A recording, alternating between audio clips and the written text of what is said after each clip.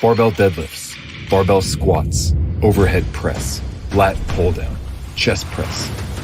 And when you're ready to stop, repeat. That's how we climb Olympia. When you push that extra rep, when you pull another set, when you lift that one last rep, you will climb the mountain and no one will forget. Bring on the build with the NASM Physique and Bodybuilding Coach Program. You're listening to the NASM-CPT Podcast with Richey, winner of the Share Care Emmy Award for Social Storytelling and the official podcast of the National Academy of Sports Medicine. Hey, y'all, and welcome to the NASM-CPT Podcast. My name is Richey, and today I'm going to answer the question, what is functional training?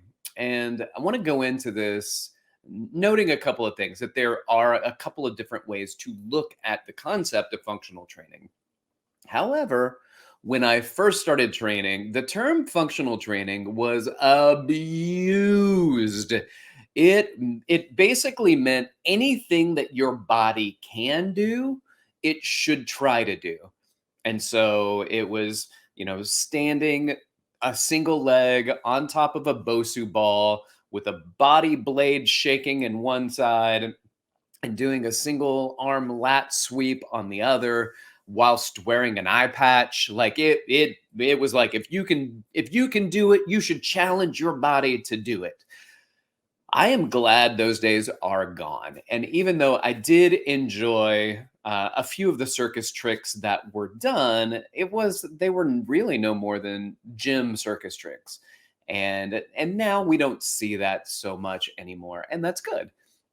So we're going to look at what is functional training. And I'm going to say, first off, when we identify functional training, it really is the transfer to training for daily life. So what do we do that transfer to training, or our training transfers to our daily life?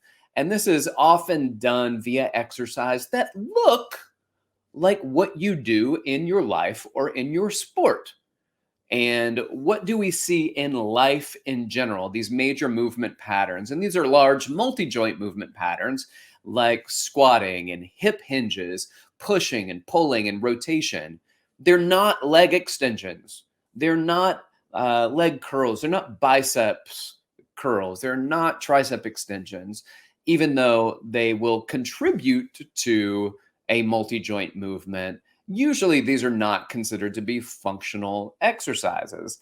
What they are primarily are patterns of daily life. So for instance, a deadlift would be a functional movement. What does it mean? It means it looks, remember, this is one of the versions of functional training, is a transfer to training where the movement that you're training looks like something you'll do in daily life. So picking up boxes from the ground, and we get a lot of these Amazon deliveries these days. So now I'm going to deadlift, I'm going to hip hinge and pick this heavy box off the ground. A deadlift is a functional movement for that. All right, cool. That makes sense. What about a deadlift to a curl? All right, maybe that's picking up the baby from the floor and hugging the baby to the chest. I can see that one. Deadlift to curl to overhead press, because we enjoy lifting the baby up in the sky. Isn't it funny though? Like we find these exercises and then we'll go back and say, oh, here are some things in life that this pertains to. One of the things that I would look at that I would consider iffy when it comes to functional training would be like a barbell snatch. May not be the greatest exercise for a football player, an American football player. Definitely not for like football players. But unless the American football player has progressed to lifting opponents overhead, then the snatch may not be great.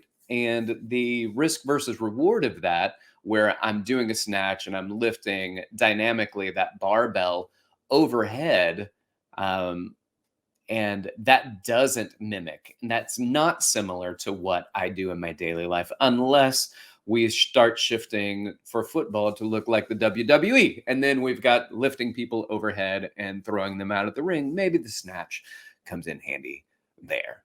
But even in the NFL Combine, they do a test, a 225-pound bench press test. And their job is to lift that as many times as possible. Well, is that functional? And in a sense, that movement does mimic real life. And in other ways, it doesn't. For instance, in football, they never put a bench behind somebody's back so they can push their opponent. There's no bench. They're not supported on their back. They're not supported on their butt. So to do a bench press, it's not the most. So if I were saying, let's add a more functional component that's similar to that, I would maybe have them do a standing cable chest press, because that way the cable is pulling them backwards, just like somebody would be pushing them backwards. They are pushing against something that's pulling them or trying to force them backwards. And that's what they do in their sport. So that, in fact, would be more functional. Right. So this is where this idea of functional training really came from. But there's another view of functional training, and it doesn't mimic the movements that you're doing. And these are exercises that you might see, and they still support your daily life and your sport and your work and what you do. But they might be things like clamshells, like side lying, doing the clamshells with the band wrapped around your knees. And that is an isolated hip abduction exercise, hip abduction and external rotation. That's not functional. Like, it's not functional in the way that it looks like an exercise. However, this is functional in the way that maybe many physical therapists look at function. Does it mimic? Does it look like something that you do in real life? No. But does it increase the function of what you will do in real life? And if the answer is yes, then the exercise is functional. The exercise is functional if it supports, not if it looks like. So I can do the hip clamshells. I can do the TKEs, those terminal knee extensions, where whether that's on a leg extension machine or whether that is a stability ball behind the knee, and I'm trying to force the last 10 degrees of extension in my knee to work on primarily activating and recruiting muscles in my VMO. I might have a band pulling my knee into a flexed position from the front, and I'm trying to extend against that band. That is, as far as looking like something we do in daily life, it looks nothing like what we do in daily life. Is it a functional exercise? You would look at that, and when it comes to the term functional training, we'd say, no, it's not functional training, but it is a functional exercise in that it helps people that need recruitment of the VMO to recruit the VMO so that they can go out and do the exercises of daily living. Push-ups are an example of this. Planks are an example. A plank is another great example. It reminds me of a wonderful story. It's one of the first stories I've ever told on this podcast. And that was a long time ago, because we've been at this podcast for over 2 years now. And it's the Big Willie story. Big Willie is the largest human being I'd ever seen in my entire life. And I went out to East Brunswick, New Jersey, to teach an exercise science workshop on behalf of a company that I worked for. And I don't know what is in the water in East Brunswick, but those dudes were huge. And they didn't talk to me. I was too little to speak to. If they're not figuring that they can learn anything from me. And then Big Willie walks in, and all of these guys dropped their gallons of water. They dropped their water. Their supplement pill case just spilled out everywhere. Their ground beef and chicken and rice just splattered everywhere. They're like, "Oh, Willie's here!" And they ran over and they paid homage to this monster of a human.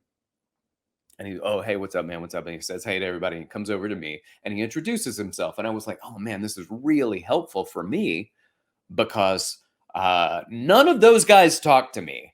So thank you for coming up and talking to me. If you don't mind, I'm going to ask you to help me with quite a few things today, because clearly they respect you and they don't me.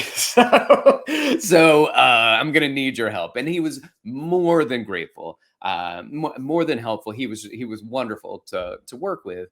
But at one point, we partnered people up, and I was having them practice different exercises like bridges and planks.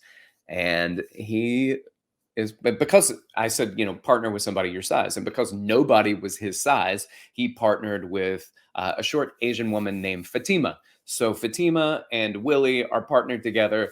And all of a sudden, I'm going around looking and cueing and helping out, and I hear, "Ugh!" A collapse and a oomph. And I look over, and Willie's raising his hand. I walk over and I said, "What's up?" And he goes, "Why can she do this for 3 minutes and I can't do it for 3 seconds?" And I was like, "Oh my goodness, you got a lot of muscle." In my head, I'm thinking, "Hey, you got a lot of muscle, but it's not functional. It's not functional muscle."